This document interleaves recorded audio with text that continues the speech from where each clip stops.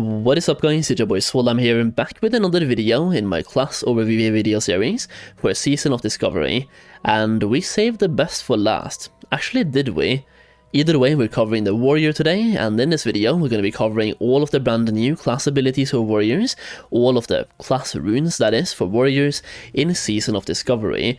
Now, warrior has always been the most played class in Classic WoW. That being said, the Season of Discovery is bringing a bunch of things, making more classes playable, more specs viable.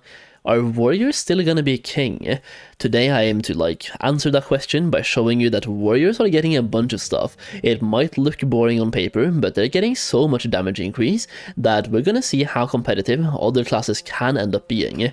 Either way, once again today we are covering the warrior, taking a look at all of the brand new class abilities for the warrior in Season of Discovery, and after looking at the warrior runes, they're looking really strong. So, with that being said, let's just take a look at it, boys. To begin with, we have runes for chest, we have blood frenzy. Each time you deal bleed damage, you gain 3 rage. This one is kind of like meh, but kind of good at the same time. And then Warbringer, your charge, intercept, and intervene abilities are now usable while in combat, and in any stance, and will remove all movement impairing effects when activated. This one could be very good while leveling, very good for PvP, and even useful in certain scenarios in PvE. Then you have Flagellation, hopefully I said that one correctly, gain a 25% bonus to physical damage done for 12 seconds after activating Blood Rage or Berserking Rage. 25% bonus, that is massive.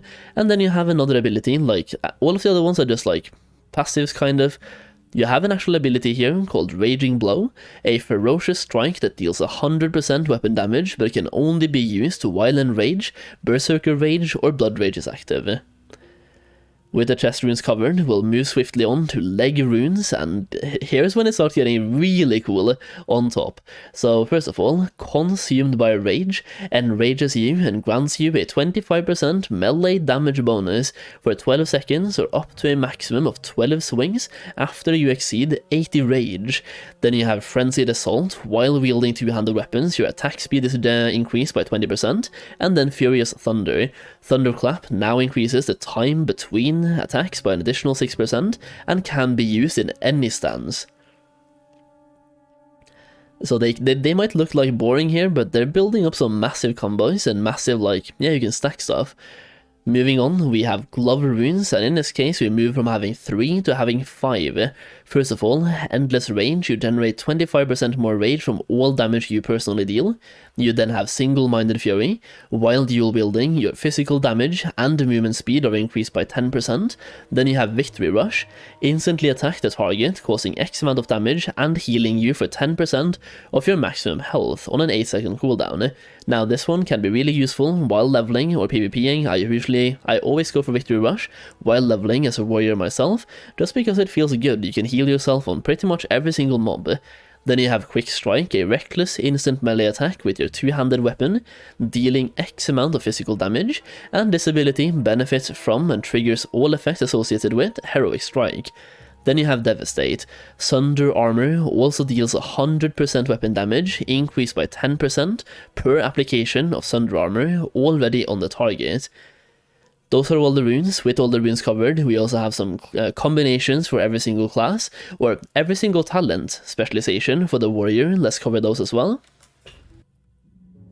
So the first one is going to be Dual Wield DPS. For this one, I've combined Singleminded Fury with Consumed by Rage and Flagellation. So by having this, you get 10% increased physical damage and movement speed from Singleminded Fury. On top of that, you have 25% increased physical damage for 12 seconds after activating Blood Rage or Berserker Rage, and then on top of that as well, Consumed by Rage gives you a 25% melee damage bonus. So if you can somehow pop both of these together, then that's a 50% damage increase and 10% on top of that by having Single-Minded Fury. So 60%, but only 10% of that is permanent. The other two are based on popping cooldowns. So warriors looking like a super bursty class in this case, and they're looking really fun to play. die, and this is just from Singleminded Fury.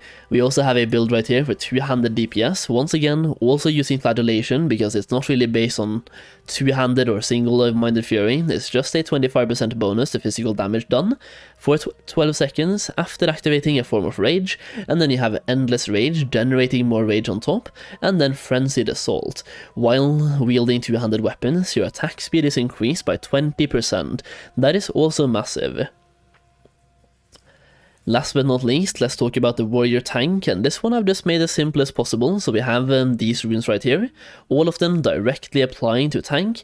We have Devastate, we have Furious Thunder, and Flagellation. Flagellation can be swapped out with something else if you want to, like there's a bunch of utilities there, but getting that bonus to physical damage done, like the more damage you deal, the more threat you hold, so I feel like it's just good. And even if you're tanking, you do care a little bit about your DPS. I feel like the DPS output here is kind of important. And referencing this back, we have all of these talents you can pick and choose from. You have all of these talents over here that you can also pick and choose from, and you have these right here. So as a tank, you could pick Blood Frenzy, you could pick Warbringer, but overall I feel like Flagellation is the best one to have for pretty much every single spec, but it really depends on the situation. Warbringer is a lot better for like utility and for PvP, but 25% bonus physical damage done for warriors is absolutely massive. So once again, just going through the specs really quick, we have this one for dual wield DPS, we have this one for two-handed DPS, and we have this one for tanking. So now that you've seen all of the brand new class abilities or class runes for the warrior, let me ask you this. Are warriors going to be topping the damage meters, or will something else be topping this time around? I feel like every single class is getting something kind of overpowered in this case, but warriors have always been overpowered. But in the first leveling phase, we're not level 30 yet, we're level 25. You don't have your whirlwind axe, you don't have like a bunch of your stuff, and you probably won't have that much crit either, you probably won't have the best weapons. Which class do you think will be topping the damage meters? And also let me ask you this. What do you think is going to be best, dual-wielding warriors or two-handed warriors? There's definitely pros and cons to each, like two-handed you hit harder but you also hit slower.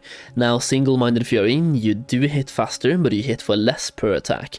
I guess the actual answer here depends on the items you're able to get, and also what drops from the raid. We have seen some of the brand new items coming from BFD, but I don't believe they've shared every single one. So if there's like an overpowered two-handed weapon, then probably you want to play two-handed warrior. But if there's some overpowered one-handed weapons, then you probably want to play one-handed warrior. It really does depend on weapon damage, because as a warrior, you really depend on weapon damage. It's weapon damage and critical strike, and even hit on top of that as well, but it's just like all of your damage abilities scales so well with the gear you're able to acquire. Either way, that is the warrior overview for today. Just wanted to show you all the brand new runes, and you know what? I'm actually like, I think warriors are looking good. It might look boring because you don't really get any new stuff, there's not really that many new abilities either, but you get like a bunch of buffs that increase your damage done. Sure, it's not a warlock tank, it's not a rogue tank, it's not a mage healer, it's nothing like insane, nothing insane, but they're looking really good. If you're playing a warrior, let me know in the comments down below, and that is the ending of my class overview video series. So hopefully this video helped you pick a class for Season of Discovery, or just helped you learn more about every single class. That's it for now. Hopefully you enjoyed the video, leave a like if you did, subscribe for more content as always. Thank you so much for watching, and I'll see you again very soon.